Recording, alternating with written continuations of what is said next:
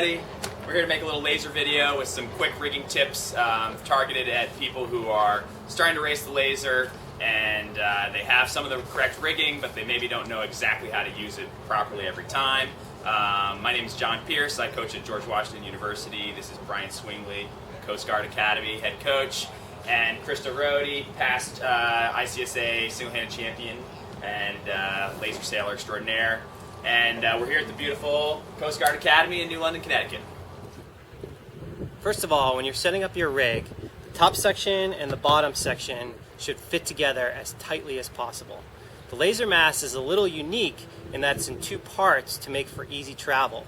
But when you set it up for sailing, you want to make sure that it's acting as one piece and that the connection here is as tight as it possibly can be. So a simple technique that a lot of people use is to wrap 2 or 3 layers of packaging tape on this plastic part here, which will cause these two pieces to fit together nice and tight and won't allow for any slop between the top section and the bottom section. Another thing to double check when you're setting up your mast is that the rivet is facing aft. If it's on the forward side, it's liable to rip out with the mast bending, and on the back side, it should be nice and safe. Super duper important to make sure that your top of your sail, the head of the sail is facing aft and in line with the gooseneck. A lot of people will not pay attention and put up their sail with it twisted sideways, which is then going to totally throw off the trim for the whole top of your sail. So make sure that this part of the sail is pointing directly aft there, in line with the gooseneck. Okay, so it's really important that you have a good connection between the tiller and the rudder. You don't want to have any play in that. It shouldn't be wiggling at all. So first of all, it's important that tiller fits in here correctly. Once in a while, you may have to add a little bit of a shim in there, especially if your tiller's not clearing the traveler cleat. Also, you can rig up a purchase system with the line that comes with your rudder to make sure your tiller is in as tight as possible. Another tip is to just put some very cheap electrical tape when you attach your tiller extension to your tiller. Just one little more piece of security so you don't lose your expensive tiller extension. So for the vang setting, this is something you want to do before you go sailing, and then once you get it set up, you shouldn't have to reset this, but you want to make sure that it's at its max loose setting. So you can see right here, these two blocks are all the way, the distance goes all the way up to this other block here. So you don't want it to look like this when you have it loose. This shouldn't be your max loose setting, right? All the way up at the top. The point of this is just so that you have all of this to pull on while you're sailing, and then also when you're coming into the dock, it makes it a lot safer for you. You shouldn't be struggling to put on your boom vang. That's a good indication. And then again, tie it onto your centerboard or your dagger board. This isn't a must, but if you have an extra piece of bungee, it's a good idea to put it here. This setup has it tied with little pieces of metal, but you can just tie a square knot or a simple knot here. But you slide it over, and the idea is that if your vang gets really loose, it won't pop out of the boom. Okay, so you're just gonna, once you have it rigged up, you just slide it up against the vang, and then while you're sailing, you won't lose your vang. All right, so similar to the vang, you want to make sure the Cunningham has as much distance here between these two blocks so that when you pull the sail on hard, you pull the Cunningham on hard, these blocks don't bottom out. And believe it or not, this grommet should be able to go down all the way to the boom, if not to the side of the boom. So you need a lot of distance here. So make sure that when you're tying this block on, this little bowline, you got to tie it as high as you can to the grommet. Another tip with the Cunningham is make sure you tie your stopper knots here, or whatever kind of handle you have, nice and loose, because downwind you want this sail to really be able to go up and bunch up for maximum depth when you're sailing on the run. And so if you have the stopper knot too tight, then you're not going to get that same depth downwind, and you'll be slow. Okay, so every laser sailor should have a can of McLube in their toolbox. It's important to make sure that a lot of these things that you want to be able to adjust are slippery enough to make them easily adjustable. So a key part is on your clue tie down, you can both spray the boom and the clue tie down itself. Other common places are the gudgeons to make sure that your rudder is really nice and smooth. Some people like to spray the middle of your traveler, right? You want the middle of the traveler to be running smoothly and the end to probably be not so smooth so the traveler block stays down there. And then just each of your cleats and blocks can be moved from time to time to make sure that they're running nice and smoothly. Talking about the outhaul, one of the most critical adjustments in the laser. Outhaul depth is something that every laser sailor will learn to adjust. A common maximum ease is something around this depth in the middle of the sail. So if you make a hang loose here and measure it at the deepest point of the sail, that's a pretty good starting point for light air or downwind.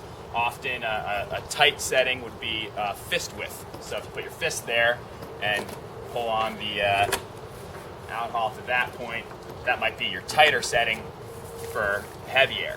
A couple tricks that are cool with the outhaul, making sure that everything back here is properly lubed, really slippery.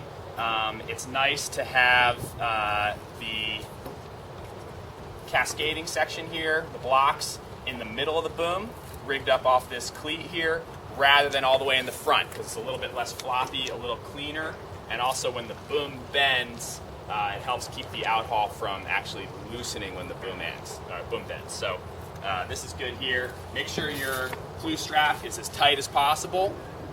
You don't want that loose at all. It should be all the way down. And then one more tip is you can set a knot here as your maximum ease knot, and depending on how deep you want your sail on the downwinds, you adjust that knot on the water to make sure it's at that maximum ease point. That way, when you get to the windward mark and you've got all your sail controls on, you can go ahead and blow the Cunningham completely. You're not going to need that downwind. You can ease the vang as you round and set it, and then you can blow your outhaul completely, and it'll just go straight to that knot, and you know that it's at the correct maximum ease setting. So that way it's the least number of motions as you're rounding the mark. Sail markings are really useful, control lines. So here on this outhaul, there are several stripes of tape that'll line up with this block so that you can keep track of what your settings are. Now, the laser, it's a fairly simple boat, so it doesn't have to be super technical how you set up your settings and your markings. There can just be maybe a couple of stripes of tape or some Sharpie marker points. But that way, if you have a fast setting on the upwind leg and then you complete the first downwind, on the second upwind you can go back to that same setting that was working for you rather than having to reinvent the wheel on every upwind leg. Some people will have markings on their vang as well. I think this boat has some little stripes here on this line, but I think the outhaul is the most useful spot to have markings, and the vang is kind of optional if you want. For sailing downwind, another good thing to do for rigging is to mark when your boom is at 90 degrees. That way when you're sailing downwind, you can sail by the lee better, you know exactly where your boom is set. A good way to do this is on land like we are right now, pull your boom out to 90. You'll probably have to grab a friend to help you. And once you get it out to 90, just put a piece of tape, I don't know if you can see it from where you're at. And that way once you're sailing, you don't have to guess where 90 is from your position here. You can just look and know that it's set right there. The piece of tape is right there. You can also put it down here so you can feel it run through your hands. Wherever you're comfortable with will work great, just as long as you know when your boom hits 90 degrees. It's really important that you have some type of wind indicator on your laser. You don't have shrouds that you can tie telltales to like you might on your Clip 420 or other double-handed boats. So you have to make sure that you have some way to tell where the wind is coming from, especially on downwind legs when you're trying to work that by the lee angle, which is really, really critical in laser sailing. So it's sort of whatever your preference is. A lot of people use the one that goes on the front of the mast right here. It's very easy to see as you're sailing, watching the bow and watching waves, and also you can see the wind indicator. If you do use this version, you should always make sure that it's flipped sort of upside down like this one, so that you don't get main sheets caught on this on the starting line. Another common place to put your wind indicator is at the top of the mast, as shown here.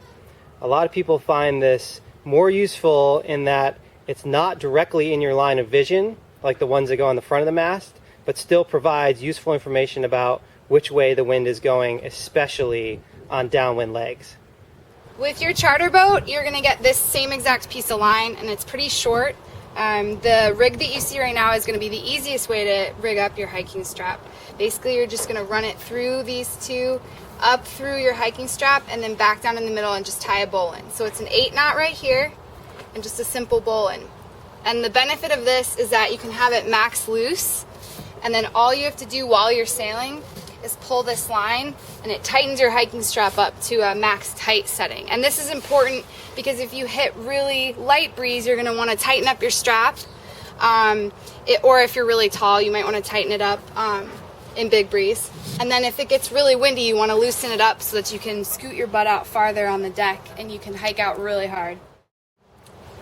One major problem is having water in your cockpit. Water is extremely heavy. You should never have any water in here, whether it's light air or heavy air. So make sure you have a properly working auto bailer that when you close it, it seals up nice and tight. There we go. And that the bottom flap closes. A great tip for heavy air, when you can basically just have the plug open the entire time, is go ahead and open it up and then take this black stopper right off and then stick it underneath the tow rail here. It fits perfectly. And just leave it there for the whole day, because you're not going to need it. It's heavy air. There's going to be a lot of water washing to the boat, and that way it'll just keep on draining the whole time. And then at the end of the day, just take the black stopper off and then put it right back on. Thank you for watching. We hope some of this will be useful for the next time you set up your laser. If you have any questions about what you saw or something we may have missed, feel free to shoot any of us an email on the screen that'll pop up next.